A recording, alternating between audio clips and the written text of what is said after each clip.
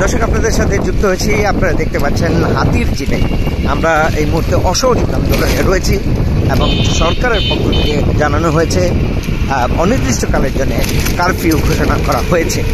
অসহযোগ আন্দোলন এবং কারফিউ একটি অন্যরকম অস্থির উত্তপ্ত সময়ে রয়েছে বাংলাদেশ। আপনারা দেখতে পাচ্ছেন রাস্তায় কোনো গণপরিবহন নেই, যান চলাচল করছে সীমিত পরিসরে, ব্যক্তিগত এবং রিকশায় চলাফেরা করছে প্রয়োজনীয় লোকজন যারা প্রয়োজনে বেরোচ্ছেন, এবং আমরা যারা গণমাধ্যমে কাজ করছি তারাও খুব একটা আসলে ঝুঁকি নিয়ে আমরা কিন্তু কাজ করছি। কারফিউ এবং অসহযোগ আন্দোলনের সর্বশেষ পরিস্থিতি তাদেরকে আমরা দেখাচ্ছি।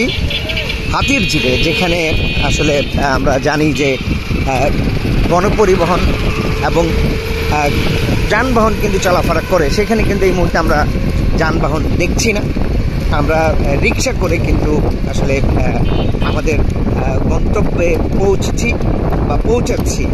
সেই অবস্থায় আপনারা জানেন যে আজকে ছাত্রদের, শিক্ষার্থীদের বা তাদের যে আন্দোলন, অসহযোগ যে আন্দোলন, সেই আন্দোলনে সারা বাংলাদেশে এখন পর্যন্ত 70 জন নিহত হয়েছেন, আহত হয়েছেন আরও অনেকেই।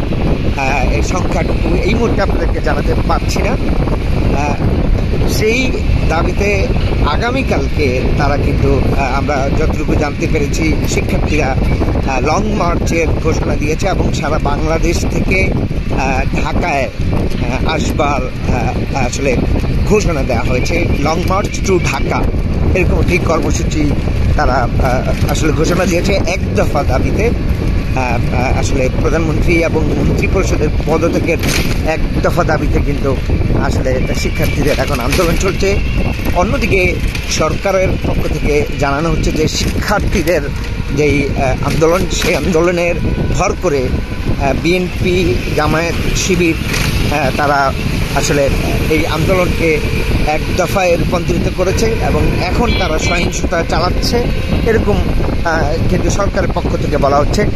দর্শক, এই ছিল সর্বশেষ আপডেট। আপনাদেরকে আমরা জানাচ্ছিলাম কারফিউ এবং অসহযোগ আন্দোলনের অস্থির উত্তপ্ত সময়ের যেই বাংলাদেশ এখনকার, সেটি সামনে কি ঘটবে, কি ঘটতে পারে, দর্শক কমেন্ট করে জানাতে পারেন এবং ভিডিওটি শেয়ার করে সাথেই থাকতে পারেন। সর্বশেষ সংবাদ নিয়ে আমরা আবারও যুক্ত হব আপনাদের সাথে।